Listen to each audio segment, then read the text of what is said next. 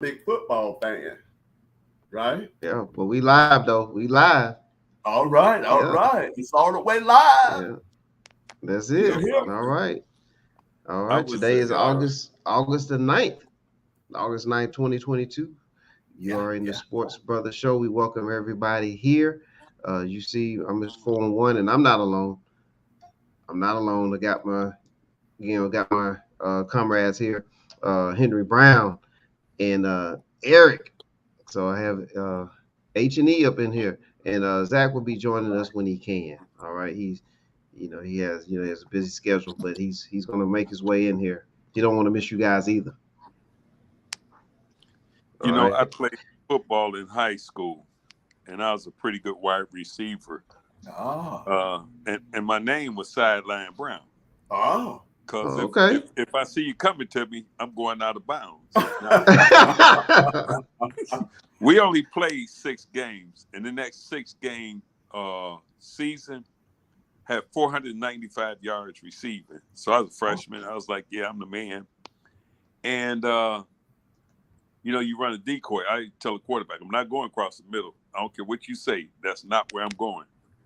So there was this guy. He was a senior, and he tried to hit me, so I stepped out of bounds. I said, next time you try to get me, you might want to call your mama up. That's about the only person that can hit me because you can't. He said, I'll get you. And I went across the middle because I didn't see him. When I woke up at halftime in the locker room, they put smelling sauce on me.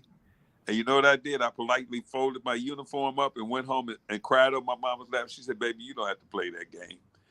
And I'm going to tell you the guy that put me out. His name was Glenn. I'm sorry, he was a defensive back. Randy Logan. You can look him up for the Philadelphia Eagles. Wore me out. Graduated from Michigan and played in the pros for 10 or 15 years. And every time I saw that dude, I go, yeah, I'm glad he ended my career because it sent me to basketball. Great story. Great story. It is. All right. Story. Great segue too. Yeah, Great segue because we're talking NFL today. We're going to talk Pro Football Hall of Fame, and we're going to discuss some players that we believe that should be in the Hall of Fame that's not. So you guys ready for it? Oh yeah. All right. Right after this jingle, man. Sports Brothers show. Here we go.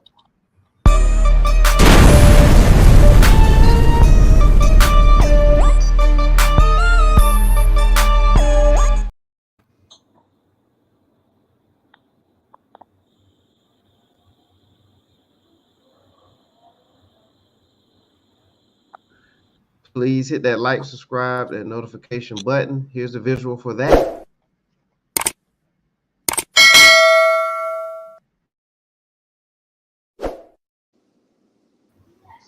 Ring the bell and session is in.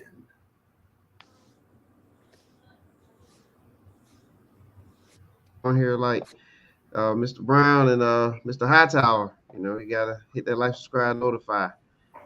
That helps me pay the bills and help me get these gentlemen on here. All right. Well, we also are on Blackjack TV. So we thank the Jack, Blackjack TV. Go to blackjacktv.net. .com, excuse me, and then you can check us out there. We're also on YouTube, and we also stream on Facebook and Twitter. So Sports Brothers are everywhere, but we do appreciate Blackjack TV for what they do. All right. Okay, and then one more sponsor before we get the party started and get this Hall of Fame conversation going.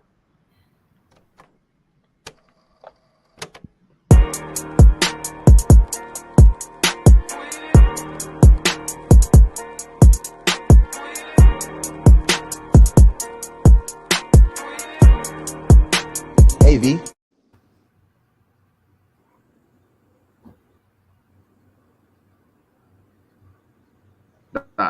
Keith Morgan.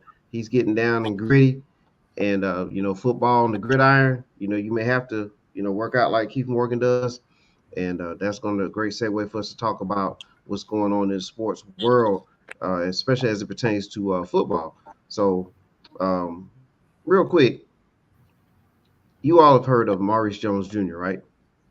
Maurice Drew Jones or Jones Drew. Yes. Yeah. He was a great running back.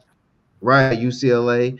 played at UCLA, then went on to play for the Jaguars. Was an excellent running back there. He had some interesting comments in the sports not too long ago, and he was talking about quarterbacks, and in particular, he was talking about the Las Vegas Raiders quarterback and comparing him to the quarterback that's playing for the Denver Broncos currently. And so those are respectively Russell Wilson and Carr, Carr. And so, excuse me. So he was saying that he would take Carr over Russell Wilson. What are your thoughts on that? And we'll start with you, Mr. Brown. Oh, I'm a little biased. I think that Okay. Russell Wilson is a better athlete than Carr. Russell Wilson was a baseball player, football player. I don't know what the premises are. What does he see as a professional athlete that would lean him in the direction of taking Carr over Wilson? Wilson has a Super Bowl. Carr doesn't. Carr had great players around him. Wilson had good players around him. He had a strong defense, but he had no great players. So it's just I guess it's like tossing wheat up in the air once you've gotten it off the stalk and see if you can catch a grain. I don't know. I just don't know. I think the tangibles are in favor of Russell Wilson. All right. What about you, E? I think the same thing. I'm going to echo Mr. Brown on that. I mean, we know what type of athlete Russell Wilson is.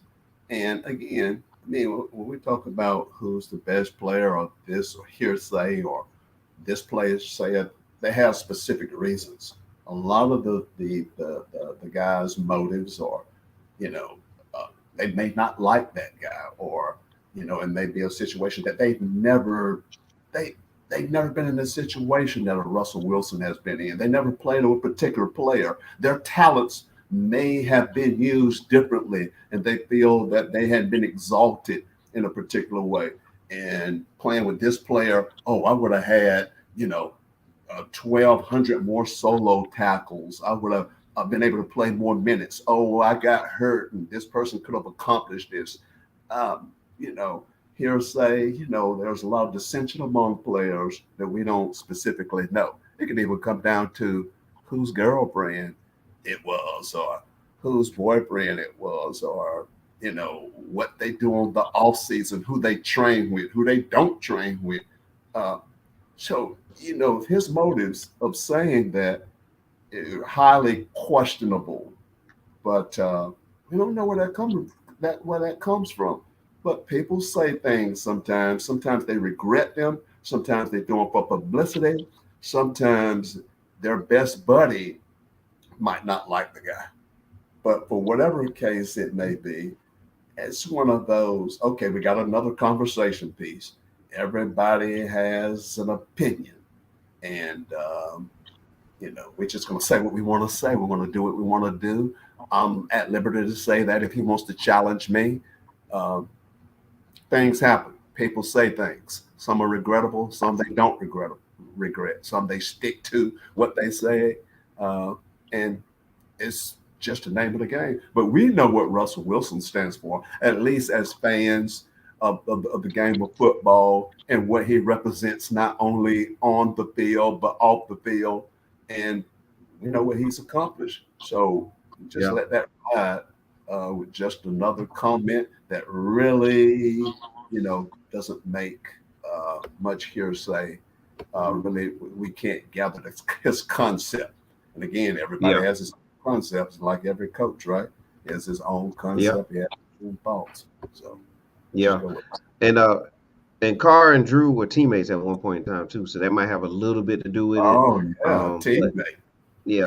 Might have a little bit to do with it too. And what do we use to measure quarterbacks by? We're always looking at rings and championships. Is that not true? So this guy doesn't have one, and somebody does, but you want to pick the guy that doesn't have one. Doesn't make sense to me. Right. And really setting himself up. It's individual talent, it's team talent, it's chemistry. You have so many variables right there that come into play, not only on the field, but again off the field. Yeah. Yeah, and well, here's one thing I know for sure is that with that statement, Carr is really on notice because, he according to a lot of the experts, he has a team in place, that should make a run for the playoffs and the Super Bowl. So, you know, with that comment, we're going to see what Carr can do this season and put the spotlight right on him. And the cool thing too is that both quarterbacks are in the same division, so we'll see them go head to head at least 2 times this year. So that'll be interesting. All right, we're gonna roll to the next thing here. Uh, Ezekiel Elliott, and I know you all heard of him, the running back for the Dallas Cowboys. He's out there and he's quoted as saying that um, that he believes that he can reach the Hall of Fame at a certain point here. He says if he reaches 10,000 yards, he will be a Hall of Famer. So he's already claiming his benchmark, and if he reaches that benchmark, he'll be a Hall of Famer. Do you all agree with this? Do you think that Zeke will be a Hall of Famer? And including that he reaches 10K in rushing yards. Well, 10,000 yards. Okay. Well, why not set the bar to 10, 20,000?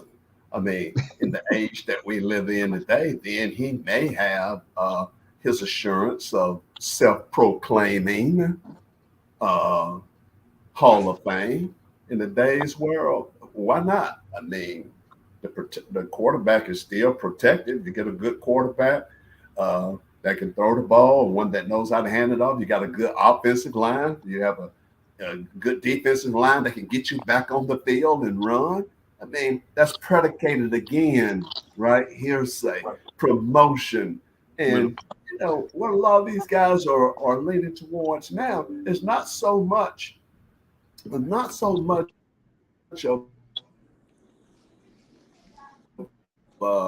the 10,000, 20,000 points or 1,700 touchdowns. It's promotion of getting ready to go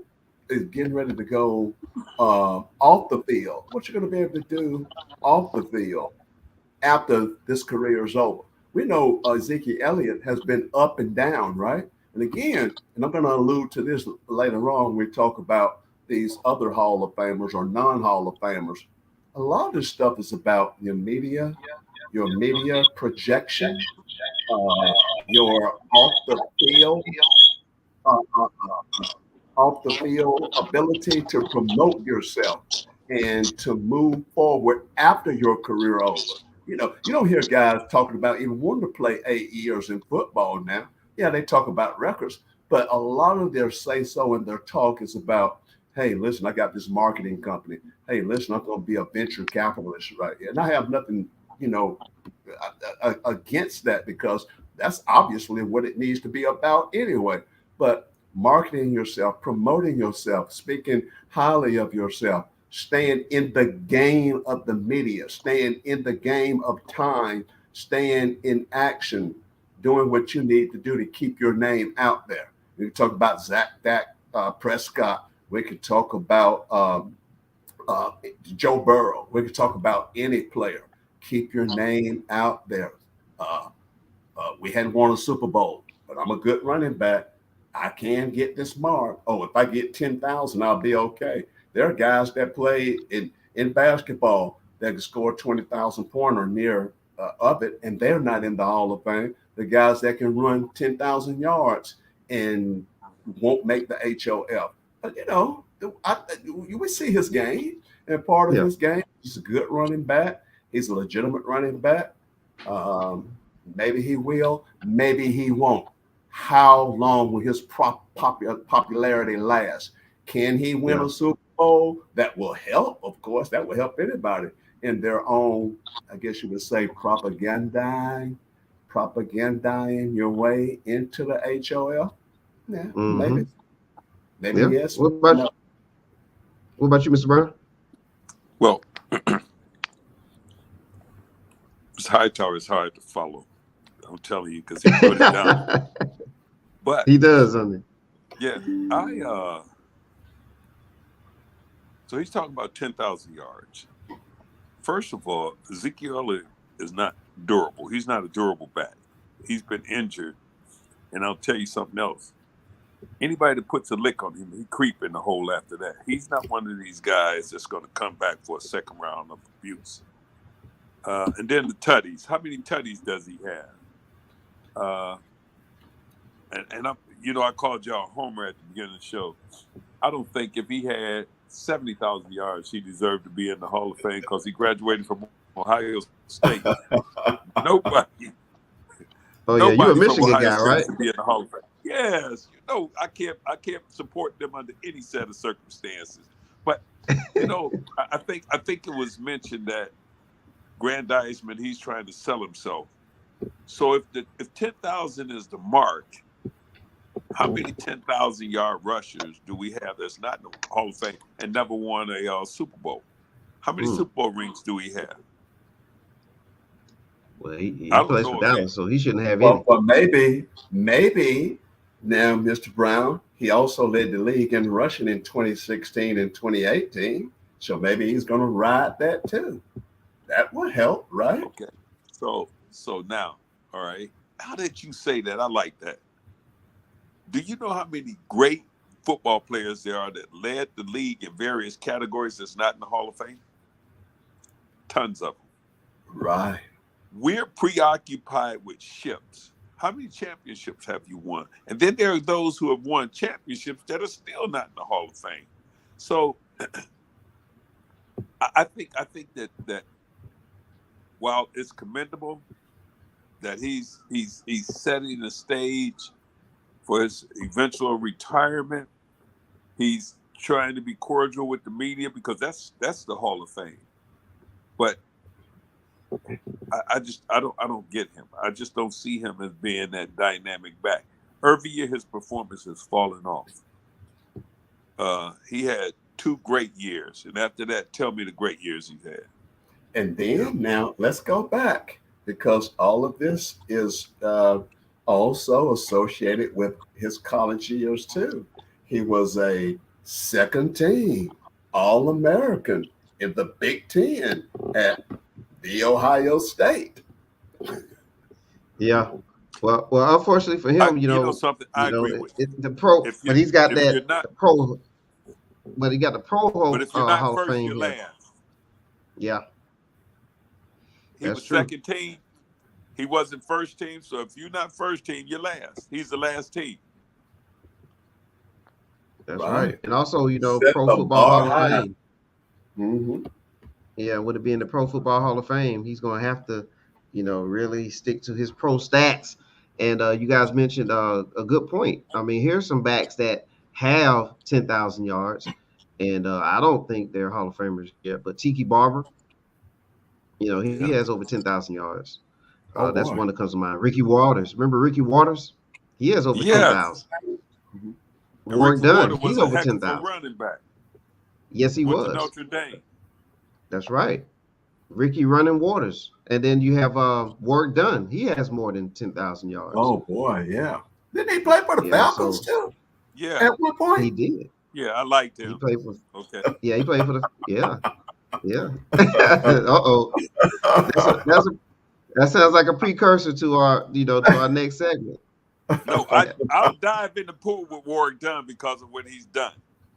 Yes. He was a Florida State Seminole, came to Atlanta, and the thing about him is his ability to give back. And it didn't diminish. He's continuing on. I want you to remember that. I want you to remember that, Mr. Brown. And I'm going to allude to that to a particular player in a few minutes. That was on my hilarious list, my entertainment list. Okay. All right. He's back, and he continues after he retires because I think that's part of a Hall of Fame type guy. It's not so much of what you do when you're doing what you're doing at a particular level, but then how do you continue to, give to your community and your other endeavors that you do after you retire? And Mr. what you Hightower, you got me. As long as it's not an Ohio State player, I'm with you. Oh, Uh-oh. listen, trust me. Big Ten, Ohio State, okay, it's fine. Because I gotta let you know again, I'm not that much of a football fan. So, Tyrone, I don't know who may see this, and the last thing I want somebody to say is I gave up on Michigan. So I got to stay with my home team. I understand. You know, you gotta show your loyalty. I have a close friend of mine, and he's an Ohio State fan. So when he watches this, and he's really gonna give me some feedback on that and find out who you are, Mr. Brown. But that'll be interesting there. But we're gonna go to a quick break, and when we come back on the other side of the break, we'll get into the Hall of Fame discussion. So check out Heavenly Spa Mobile. Here we go. Hi, I'm Latanya. I'm the owner of Heavenly Spa Mobile. I've been in this business 19 years plus. If you're in dire need of a massage for achy muscles, back, neck, shoulder, hip, legs, feet, come on down and schedule an appointment with me. You can't go wrong. There's nothing wrong with taking care of you because no one's going to be able to take care of you. I'm located at 2484 Ingleside Avenue, and that's in Building 8, and that's in Macon, Georgia. Again, you can go online to Heavenly Spa Mobile to schedule your future appointment, or you can reach out to me at 478-747-9231. I look forward to seeing you soon.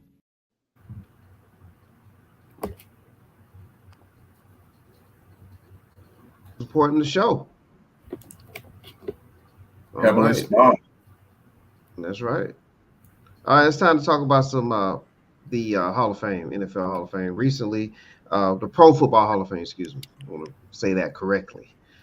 All right. Well, there's some the class of 2022, as you can see right there. Sam Mills comes to mind. That's a player that I remember vividly. Just throwing some more names out there. Leroy Butler, that's one I remember. Cliff Branch, that's a blast from the past. I'm surprised it's been this long, but that's also another segue into our conversations here. But here are some of the members, as you all can see there. Very interesting. Tony Baselli, he was an excellent offensive tackle for the Jaguars. And as you can see, there's more names on there. Dick Vermeil comes to mind too. But there's the class. And so with that class for this year, it just got us to thinking about, as anytime you're voting on anything, right, there's always going to be some conversation about who should or shouldn't, or who's left out, or who should be in. And so with that said, let's talk about some of the players that we believe should be in the Hall of Fame. And what we'll do here is we'll just rotate. So, Mr. Brown, you can take one player, and then Eric, you can take a player off your list, and then back and forth. So you guys just pass it back and forth to each other. All right, here we go. All right. So I'm going to tell you perhaps one of the greatest wide receivers, and it's a disservice not to have him. There was Otis Taylor with the Kansas City Chiefs. He was one of the real first big wide receivers in the game, and he was tough. He could do it all. He blocked, he caught passes, and he ran. Wow, Otis Taylor. Okay. Look him up. All right, we will. We'll get the information on him and put it on the on our YouTube page. Otis Taylor. Otis Taylor. I remember Otis Taylor. I remember that name, Otis Taylor, from back in the day. And yeah, you're right. Why isn't Otis Taylor in the Hall of Fame? Why isn't he? Why isn't he there? Yeah, Otis Taylor. All right. Okay, it's over to you now, E. Again, Mr. Brown, and you and I know some of these old schoolers. And you know what? I remember those guys. I remember we used to watch Kansas City Chiefs play back in the day. And it come down to whoever they're playing, Jan Stenerud is going to be out there trying to kick the football or run the foot, whatever. And we're looking at the Kansas City Chiefs in the cold, and we're waiting on that field goal at the last moment. And we're watching. I mean, even I can remember as a young kid watching Johnny Unitas in the snow, right? And the way he used to drop back, and the way it's just like, and we think about these guys now. Johnny Unitas probably took about 20 seconds to drop back, right? And then he's throwing the football. These guys are slow motion. I can vaguely remember and these, but I remember that name, Otis Taylor, and you'll say, why he's not in there? And then what happened to these players, and many times, is guess what? It goes back to media. Do you have Snapchat? Do you have easy texting? Text me a picture, email me a picture. 1,200 different radio, TV shows on. Hey, just like us, right? And you can click a button today. And young people today, they're not remembering people like Otis Taylor, even though you and I know. Why? Why? Because as time go by, they just forget about them. And then it's so many guys coming in to the NFL. Okay, Otis Taylor. But you know what? You're spot on, Mr. Brown. Otis Taylor. Why isn't he in there? I think time just passed him by, right? And well, who's a good comparison for him too? Who would you compare him to, fellas? Who would you compare this to Otis Taylor to in more of a, for the people who watch football in the 80s, 90s, and forward? Who would you compare him to?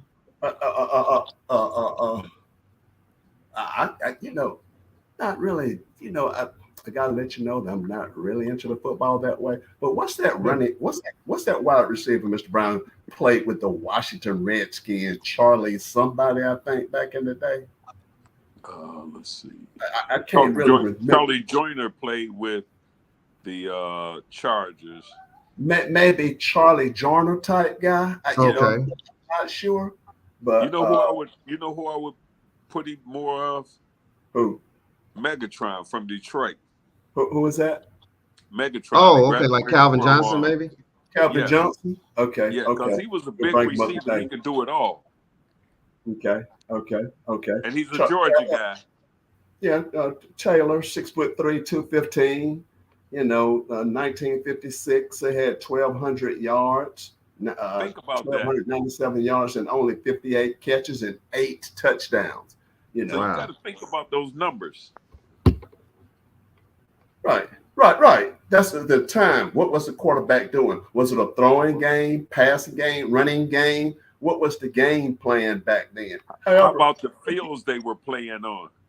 Right. Where were the indoor arenas at that time? They didn't have any. Did they have face masks in that time? I don't. Yeah, they had the one bar, but it could be 10 or 15 below zero, and you out there catching balls. Right. And he had 410 catches for over 7,300 yards during that period of time, too. Numbers aren't staggering, but then again, we got to think about the conditions, whether they're on the field or whether they're off the field. So, I think that he's a good choice and a good thought. We just got to, we got to be able to think about the times in which he played and what he was able to do. Let me throw something out there, okay? I'm gonna throw something out here. Now think about this guy. How about Darren Woodson, Super Bowl champ? You know what I'm saying? So when you say the media, maybe people didn't see it. Darren Woodson was no joke. Mm-hmm. He's not there. Hey, listen, man, there are so many guys when Mr. 411 presented this question. I mean, we could go on and on and on this, right? And that's why, it always come back to, in this day and time, why isn't he not there? It always come back to what did that player represent? It was about money then, and it's about money now. Money is media. Money is advertising. Money is marketing. money is still, it's you don't have to pause to say money, media, what they had back then, the conditions that they had to work with. Uh, it's a big factor. It's a big factor. I What have did one we for have? you. Yeah. Taylor, what did he have? He had, again, 410 catches, 7,300 yards. He was a two-time All Pro. Man, 1965, 1975. He was he played at Arrowhead Stadium, Kansas City Chiefs. What was the coach name? Hank Stram, I think it was, Yeah. right? Yes, it was. No. And, and, Yeah. and Hank Stram used to walk up and down that sideline with his rolled up a sheet of paper, his plays and everything. What do those guys have now? They may have a clipboard, not even a clipboard. They have their computer on the sideboard. They have a guy right next to them, right? And we got all the Yeah. electronic headgear on, right? From the people upstairs looking. Man, what these guys went through to do what they did, their numbers should actually be, if in today's time, those numbers would be triple, and they'd be better than these guys now. Right. Well, And I like one of that point that you're making. And I'm sorry, but I like that point that you all are making too, is that just because the numbers may not, be eye popping compared to numbers 40 years later, the style of play was different too. So you can pretty much pick Otis Taylor up and move him into different eras, and like you said, you comparing him to a Calvin Johnson, so he would put up those type of numbers. I mean, because there was several wide receivers in the more modern era that were getting monster numbers. And then there was receivers, if I can remember going back into like the 80s, where you had receivers that were very good receivers, but they wasn't airing it out as much, and the defensive rules were different, where they didn't have the staggering stats, but they're still great receivers too. So I can see where you're going with this one, and that's a very good choice. But Mr. 411, if I may, one of the greatest inhibitors to any Hall of Fame selection are the biases of the reporters of the newspaper. If they're not in your city, if it's somebody you stepped on their toe along the way and they don't like you, they're not going to vote for you. I think that there has to be an element of players melded in with that process.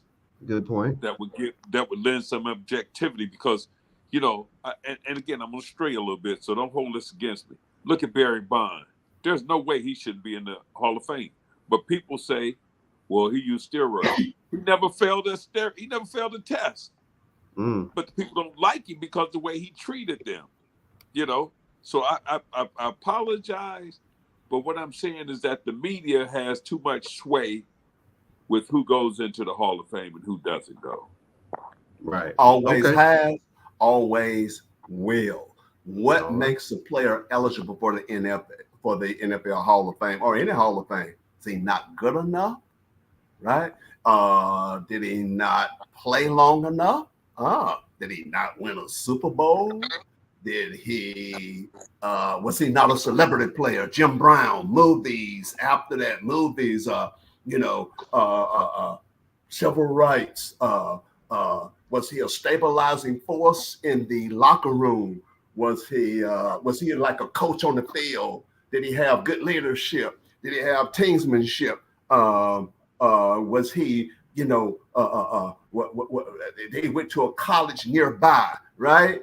And they had good publicity. Did he play in New York rather than playing in Alabama? Was he black? Was he white? Oh my goodness! Was he a lot of factors? You got so many factors right there of why this guy isn't in the HOL of the NFL. Here's one of the biggest things we're missing. One of the biggest things we're missing. When you talk about Otis Taylor, how many games did he play a season? We're up to what, 10 or 15 games a season? Yeah. It was 17 now, it looks like. Okay, so they're going 9-8 now. He was probably in the arena between 6 and 8, maybe 9 games. Right.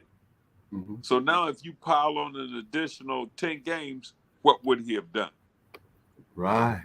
And Yeah. what does that go back to? The economic factor. What can this bring me? What the owners, how much money? We play 2 more games. Oh man, we know that in baseball now, I think concessions probably bring $300,000 to $400,000 per game. Multiply that times 81 home games, 162 baseball games. Imagine football's the same way. 70,000 people, 50,000 people. Wow, concession. Basketball arenas, 16, 20,000 per game Yeah. in the good places. Per game, economics add up. Economics pay off. Economics All right. by advertising. Oh, okay. It does all that. Yep. Okay. So, That's all that. Right, Mr. all right. 411? Absolutely. Absolutely. All right. So, We'll be rivaling ESPN in a couple weeks. and we keep this going. All right.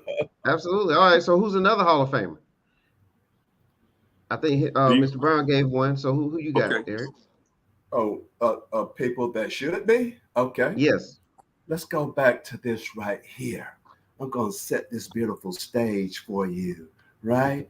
And we're going to talk about, we got to make this entertainment too, because a lot of this stuff is real and it's not real. It's marketed, right? It's hey, listen, this is where it is. Let me tell you about this guy right here that should have been there. That's not there. After Mr. Taylor, guess what? 1965, Tommy Novus. Yeah, Atlanta Falcons. For all you Falcon fans out there, Tommy Novus. What you saying? Is that a skill position player? I don't know if you're going to call him a skill position or not. Look kind of nasty and dirty right there on that picture you have right there. Well, he was the second lineman to be chosen first overall, taking the first pick, the second lineman chosen on 1965, November. Let's see. He was rookie of the year. Oh boy, was voted Pro Bowl of that's 294 combined tackles, right? Went to the Pro Bowl 5 times. Okay. Yeah. Larry Zonka said, I'd rather play against Dick Buckus than Novus. And Wow. we know what Dick Buckus was to the NFL, or, what everybody say the Chicago Bears, lineman was. But just think about that. 5 Pro Bowls. First player drafted in the expansion by the Atlanta Falcons. Whoa, new team coming in the league, Atlanta Falcons. Why he didn't make it? And probably because he played with the Atlanta Falcons. They don't win Super Bowls. They're not popular. And then again, they were the team in the South. And remember now, a lot of this Hall of Fame stuff is not only what you do in the pros, aka Bill Walton basketball, but we're talking about football now, right? Yeah. Tommy Novus won the Newt Rockne Award for the best lineman in college. Tommy Novus also won the Outland Trophy Award, interior lineman. He also won the Maxwell Award for the college best player, drafted by the Falcons. Guess what? He was called Mr. Falcon too, right? One of the coaches said he was the best two-way player or the first two-way player ever. Yeah, okay, whatever. Coach is going to generally look out for their players and say, they were good. 1960, he was on the all-decade team. Guess who's one of the players on the all-decade team? Jim Brown. So we had a 10-year span right there. And we know Tommy Novus was a good player. But for all the hoopla or the less hoopla, or for playing in the South rather than one of the big marketing communities or sports centers, Chicago, New York, or Philadelphia, what have you, Tommy Novus is a name that can remember. And onto that fact, he beat Joe Namath in the 1965 Orange Bowl, 21-17. We know what Joe Namath, oh man, should he be in the Hall of Fame or not? He played at Alabama. Tommy Novus team beat Joe Namath. Okay, it's a 1963 player that won the national championship with the Texas Longhorns. Woo, boy. What do you think about that's that right there? Go Tommy Novus. Rest in peace. 2017, he died. But guess what? And I said I was going to allude to this in a minute, Mr. Brown, right? What he did after that. He has the Tommy Novus Foundation. Guess what they do? Help youth find jobs, job training, vocational work, Special Olympics. How? After, well, along the retirement, and then it happened after. And so we're going back to guys, non-skill position or skill position. What does it matter if you win the Best Lineman Award, the Outland Trophy, the Maxwell Award? If you're the face of that franchise, even though Falcons never won anything, Tommy Novus is a guy that, hey, been overlooked. He didn't have the flair. He didn't have the punch. He didn't have the media behind him. But man, what he did off the field and what he did after he retired is something to be reckoned with. It's something to be acknowledged. Maybe he'll get an honorary Hall of Fame. Maybe 10 years from now. We never know. He may be there. Should he already be there? I don't know. But with those credentials, he needs to take a good look. Maybe he should be there. Well, I tell you what, I mean, that's definitely a ringing endorsement for Tommy Novus. And I definitely hope some of his family gets a hold of this, and maybe that'll get him in. Mr. Brown, who you have? Who's another player on your mind that should be in the Hall of Fame? I'm reminded of the Purple People Eaters. Oh, I like this. Yeah. I know where you're going. Jim Marshall. Yes, sir. Defensive end. Man, they were tough. So you couldn't get around the end on Jim Marshall. You know they had cut blocks back in the day. Yeah, that's him. Number 70, Jim Marshall. Yes, sir. So the true essence of anybody in any sport is when you see a guy, you go, oh man, not him. We got to play him today. So you had Alan Page, was another great guy who went on to become a Supreme Court justice in Minnesota. But Jim Marshall was extremely tough. I used to hate, that's a strong emotion. I used to dislike the fact when Minnesota came to Detroit, because it doesn't matter. Whatever player we had was going to get beat up. He was going to the sideline before the game was over. You couldn't run around Jim Marshall's end. So what's the true essence of a defensive end is when he anchors that side of the field to make people run away from him. And when you run away from him, he has the ability to chase you down and make a play anyway. So how can Jim Marshall not be a member of the Hall of Fame? Just a question. I don't know. That's to give a reason is tough, because I mean, of all the damage that he did out there at the on the line, and I tell you what, he's probably one of the best Vikings of all time. When you say that, I to start off with. Yeah. Okay. And so, and then he spanned 19 seasons. He played over 19 years. I mean, and in that time, back in 61 up to, I think it was like 79, 80. I mean, to play through that era for that long at that type of position, that's Hall of Fame worthy in itself, because most players last about 10, 12 years max back then. If that. Not on the defense. I'm talking about great players last that long. The average probably is a year or two, but to play that long. So I mean, he was definitely the ultimate Iron Man. I mean, he played consecutive games, was 282. Consecutive starts was 270. So I mean, he had some impressive things, and he held records, a lot of records before he retired as well. So I would say that he definitely should be in. I mean, and just to play in Minnesota at that time, in itself, just to play that long in in those type of conditions should get you in as well. But yeah, I like that selection there too. And at the time of his retirement, he had played in 270 consecutive games I think out Right. of the 282. But do you think picking up the football, and we've seen this highlight, right? And running Yeah. the wrong way, Yeah. 66 yards. Do you think that had anything to do with him not making the Hall of Fame too? I hope And not. Wasn't that a cowboy Leon Lett? Can you imagine him going out in today's world? Again, let's go back to the media, right? Can you imagine that highlight being shown? If people think about him or talk about him now, oh my goodness, what player goes 66 yards the wrong way on a football field? So, yeah, Jim Marshall, no doubt about it, defensive end, and what he stood for, like you said, Mr. Brown, purple people eater. Yeah. What a It's name. just That's a great mhm. name. Yeah. He is a legend, and again, Ohio State, Mr. Brown. That's I that's know. uh, that's that's Big Ten, right? And I know I how you know, feel but about Big Ten, still, but he came out of Ohio State, and I'm telling you, when I say I can't root for him, but he should All be right. there. I think.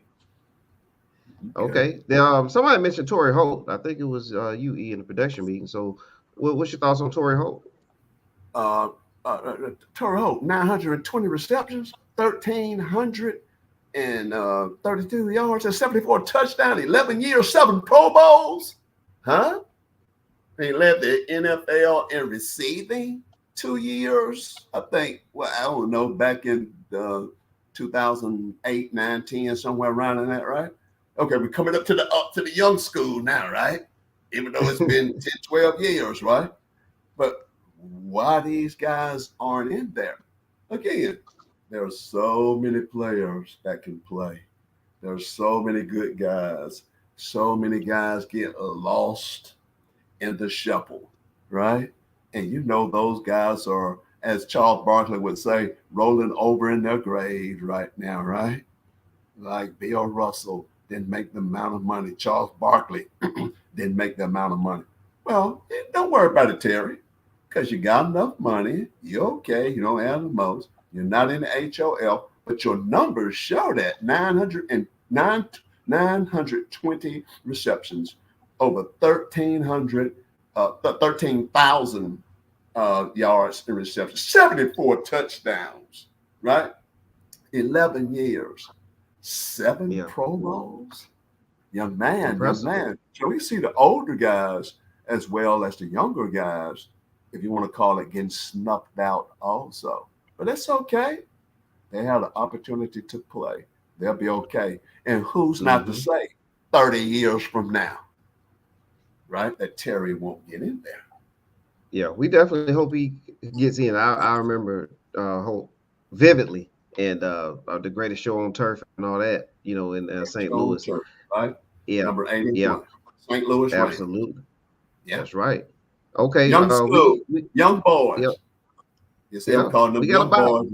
They're calling them young boys, and that's 2000. You hear that, Mr. Brown? Yeah. They don't know that. that they're old, Mr. Brown.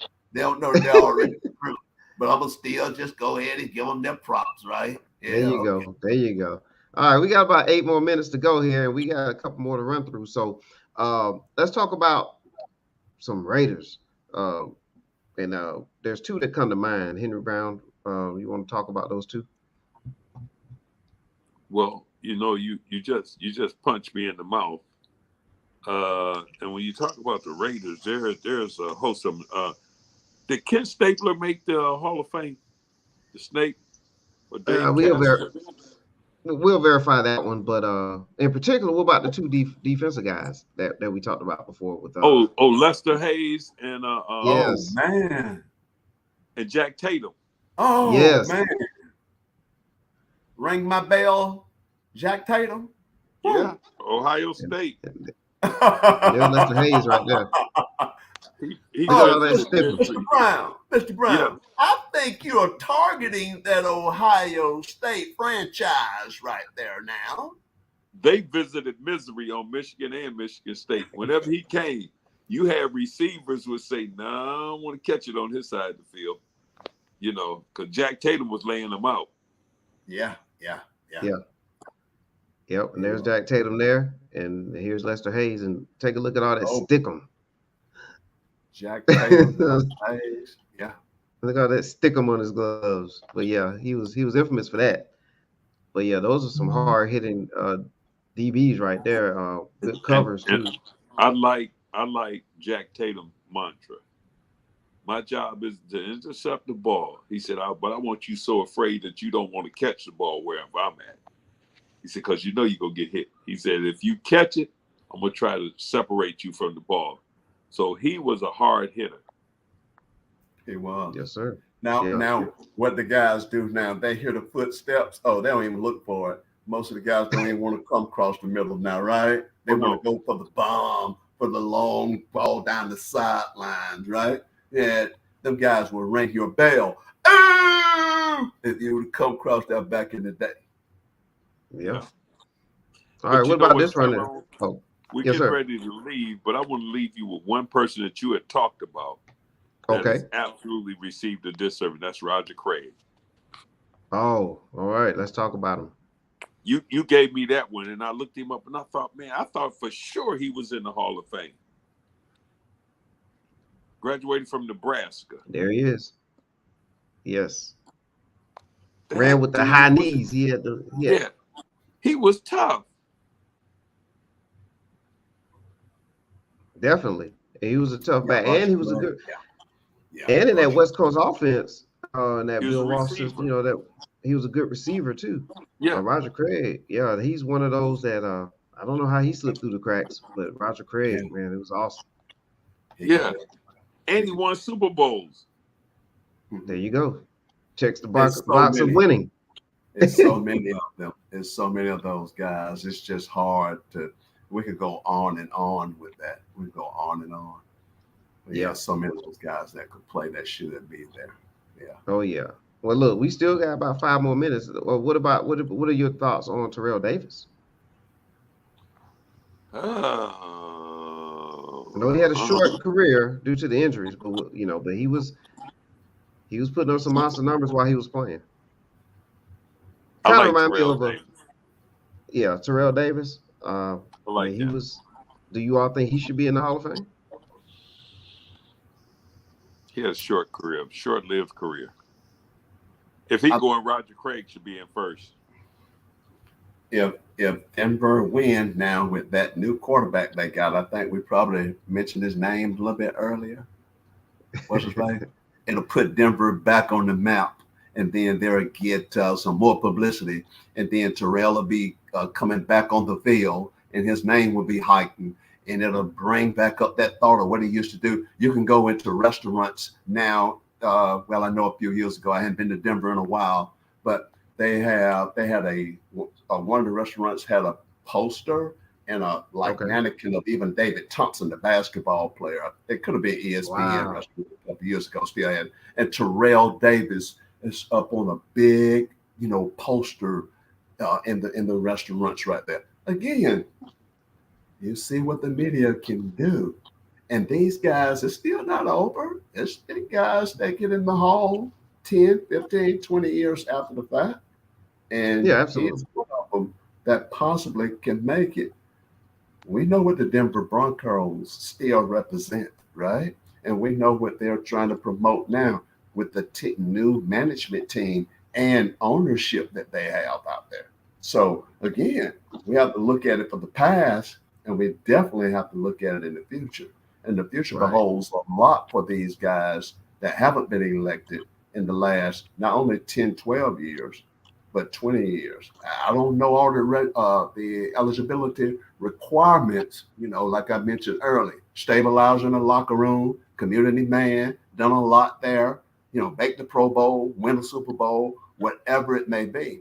But there's always a chance, and that's the good part about it. That's the entertainment part about it. That's the economic part about it. And they still have a chance. Absolutely. And we were talking about Russell Wilson in Denver now. So we'll see what he does to help resurrect the Broncos and see if they can get into that, elite status. But that's who you was talking about earlier was Russell Wilson. But this was great, guys.